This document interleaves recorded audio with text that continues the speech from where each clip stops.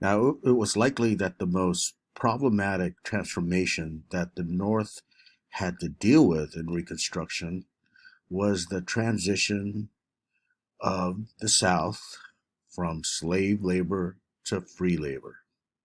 And again, there's nearly 4 million slaves before the war. Now, all of a sudden, all of them are free.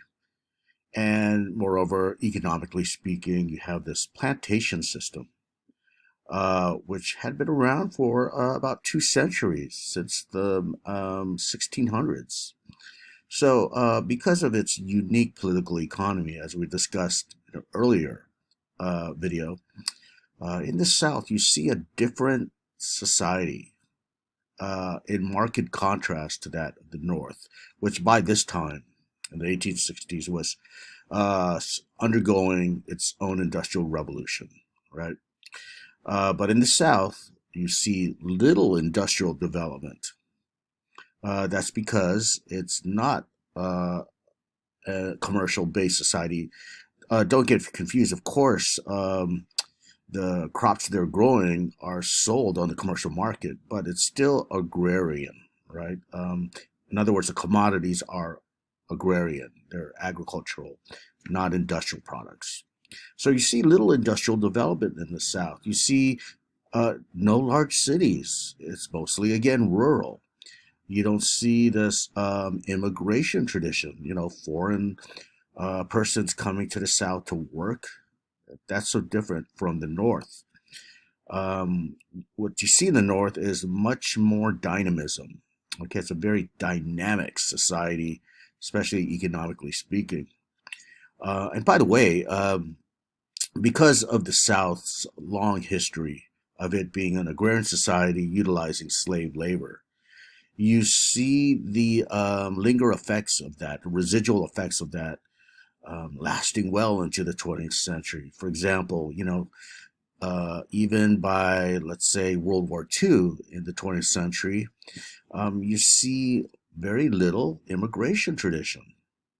You see, again, no large cities in league with that of, say, Boston or Chicago or New York, right? It won't be until, let's say, the 1970s where you see cities in the South becoming larger, right?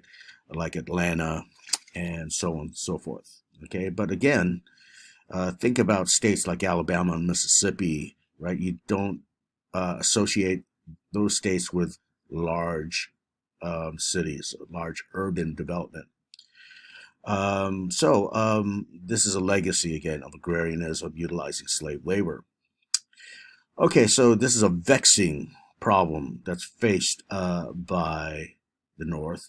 And, well, interestingly enough, there was an early attempt, even before the end of the war, to kind of ease this transition. And it was known as compulsory free labor. Now, if you think about that term, compulsory free labor, it's kind of a contradiction in terms, because compulsory means forced, right? You have to do something. But free labor, again, suggests your own free will. You willingly enter this uh, economic relation as an employee for an employer, right? Earning a wage. That's what free labor referred to back then. Okay, so an example of this would happen even with the Union Army when they would have African Americans who followed the Union Army once they escaped. They would have them do some work, menial work, dig ditches, and so forth, right? Build roads and bridges.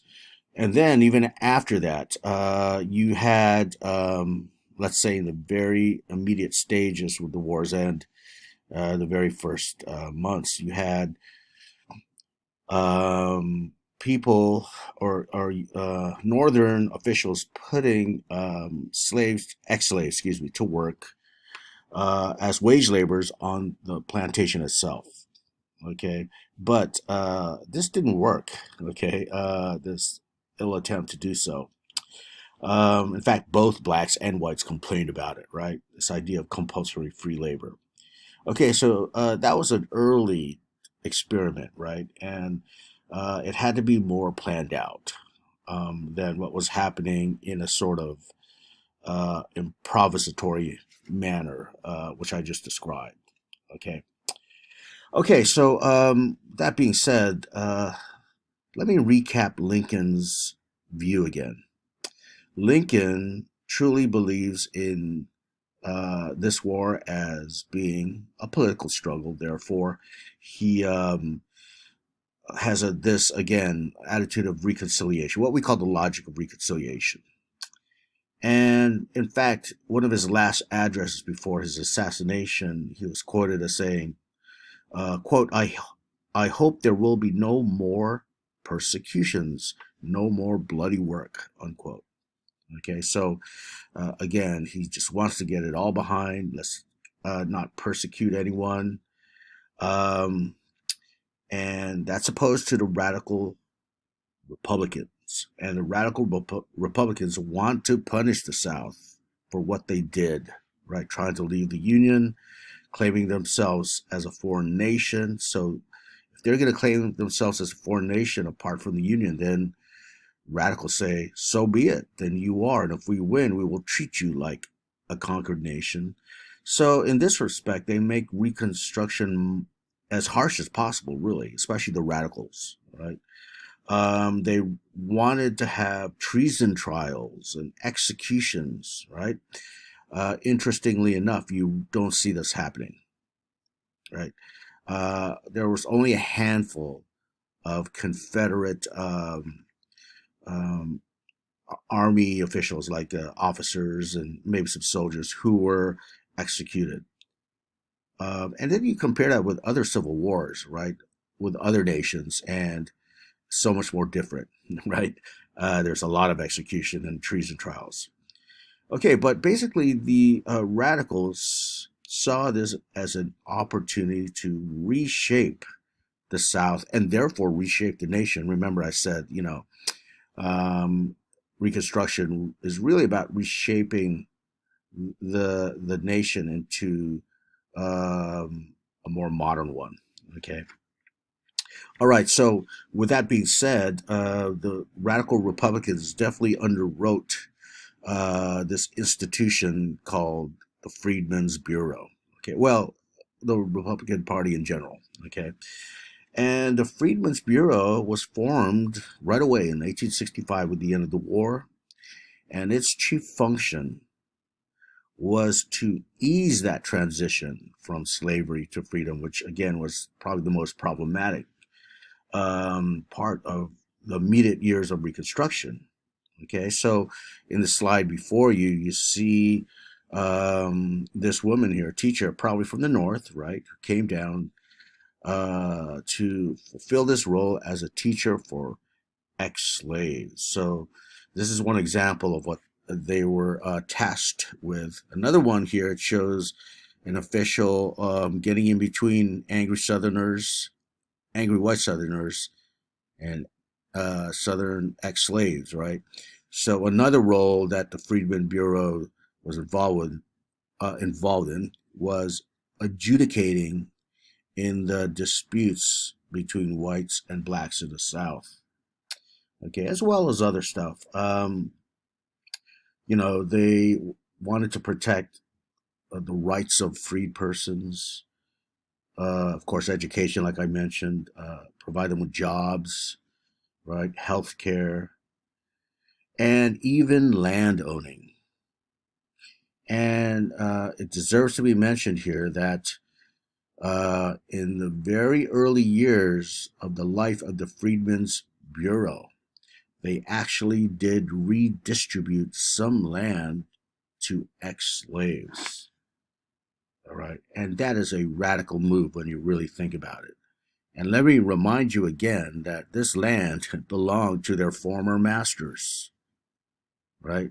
So here we go. Again, that Southern world turned upside down. But despite these early gestures, and it did happen, a little bit, but by the time Andrew Johnson succeeded Abraham Lincoln, as you probably know, Lincoln was assassinated. He decided to reverse that. He thwarted basically the Freedmen's Bureau attempt of redistributive land politics. Okay, but here's the point, and historians acknowledge this really today, right? When you think about the history of Reconstruction, the issue of land redistribution was probably the most crucial factor here in terms of reshaping the plight and predicament of ex-slaves.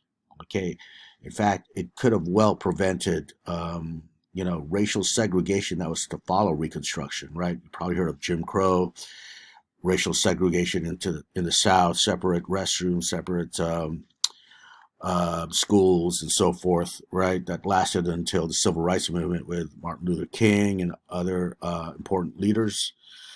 All of that might have been avoided if land had been distributed, excuse me, to the ex-slaves, right? But it didn't happen, all right, because of Johnson largely, all right?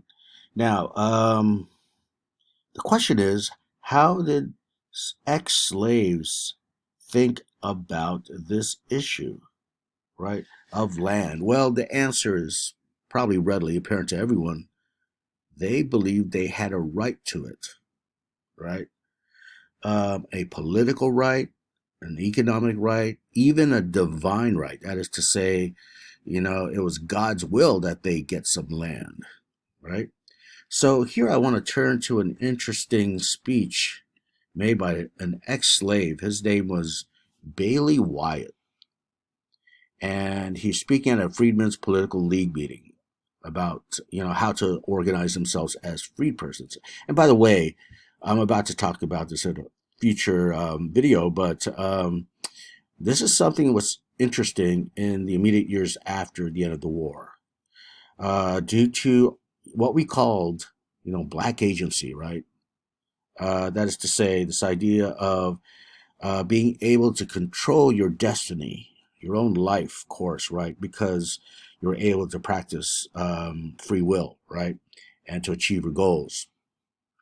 Well, what we see here are these ex-slaves all of a sudden really exercising their agency, so to say, in trying to expand to the outer limits possible their political freedoms. And that meant forming, for example, freedmen's political leagues, as we see here, right? You see them pop up all over the South, right, with African Americans attending these and being very involved and very passionate in these meetings, right? The reason it deserves mention is because, of course, in the Southern way of life, it was seen that African Americans were too uncivilized to engage in politics, right? And I might as well state it here that it was believed at that time that women, regardless of race, were too lacking in intelligence, right, to participate in politics. That's why they didn't get the vote until 1920, which is the subject of a future lecture. But let's read through Bailey Wyatt's comments and dissect them. He says, quote, "We now as a people desires to be elevated and desires to do all we can to be educated. And we hope our friends can aid us all they can. I may state to all our friends and to all our enemies, we have a right to the land where we are located. Why? I'll tell you.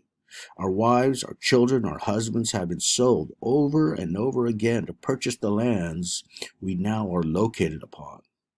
And for that reason, we have a divine right to the land. And then we clear the land and raise the crops of corn and cotton and tobacco and rice and sugar and everything. And didn't them large cities in the north grow up on the cotton and the sugar and the rice that we made? Yes, I appeal to the north and south if I haven't spoken the words of the truth. I say they have grown rich and my people are poor." Okay, keep in mind, this is a former slave who did not have the benefit of formal education.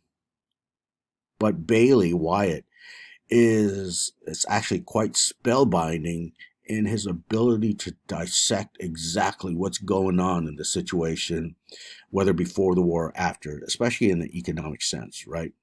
He's basically pressing his claim to own land, right? That it is our right, right? Our right to own this land, right? And if you ask why, right? Well, if you look at the history of slavery, right? Our wives, our children, our husbands, so forth, right? We have been the ones suffering so that, we could, so that, the crops could be grown in the South, right? Corn and cotton, tobacco and rice and all that. And then people are getting rich off this stuff. Even the North. He says the large cities, again, South has no large cities, but he recognizes that the North does, and he sees a causal connection with, urbanization in the North and, what slaves are doing in the plantation. Now that slavery is over, now that the plantation system has been eviscerated, Bailey White is basically saying we deserve it, okay? Because we basically sacrifice our families, of course, ourselves in our labor, painstaking labor, our loss of freedom, right? And not to mention the products of our hard labor, right? All that agricultural products in the South. So he's saying, in fact, it says here, we have a divine right to the land, right? So it's saying, hey, God is really on our side on this issue, right? So it's very interesting how Bailey Wyatt interprets this. In fact, what's also interesting about this is that Bailey Wyatt is able to discern something called the labor theory of value. And this is in modern day economics. Okay, if you take economics 101 or what have you, you will study the labor theory of value. And basically, it tries to understand where does value come from in our everyday commodities, right? How do you derive a price tag, right, to particular commodities? Because it may not seem that evident, right? Well, economists during this time, actually in the 1800s, began to put forth theories of where that value comes from, and they argued that it comes from the labor that is, spent on producing that particular commodity. Okay, so that commodity derives its wealth from that labor. So in a way, when you look at a commodity and you go, wow, this is worth X amount of money, why is that the case? It's not exactly due to the actual material composition of that thing, right? Or the function. A large part of it is the labor, if you will, congealed in that product, right? The amount of what some economists call labor power. Okay, labor power that was expended to produce that. Now, Bailey Wyatt here is discerning that, interestingly enough, because he says so in this quote. He says, our labor has produced value. Okay, in fact, it gave rise to even the large cities in the North, not to mention the wealth in the South. Okay, so that's what's astounding about the insights of Bailey Wyatt. Again, a former slave with no education. Okay, so this gives us a view about how crucial the issue of land is. But just to give you a preview, again, Johnson will prevent that from happening. He will repeal those early efforts to redistribute land and go on to say that, no, this is not going to happen. Now, you may have heard of that quote, 40 acres and a mule, right? That was exactly that. It was just a slogan. It was like an ideal. It never actually materialized as a federal policy for the ex-slaves. Okay, Sherman, General Sherman, as he was rampaging through the South, and he becomes surrounded with more and more freed persons, he began to make gestures saying we should give them, they have the right to at least 40 acres of land and a mule to help them get started. Okay, but never happened, right? And as I said earlier, if there was some sort of definitive or definite redistributive policy in the South, Reconstruction, right, that indeed distributed land to freed persons, the whole historical landscape, if you will, pun unintended, right, would have been quite different. It's easy to assume that, right? Because they have land, and land, as even Bailey White recognizes here, you put your labor together with land, you get wealth in the agrarian South. Okay. But again, it didn't happen. And this is a reason why, big reason why, as we'll discuss later, ultimately Reconstruction collapsed. Okay. Because had this happened, things may have been drastically different. Okay, we'll move on to the next video.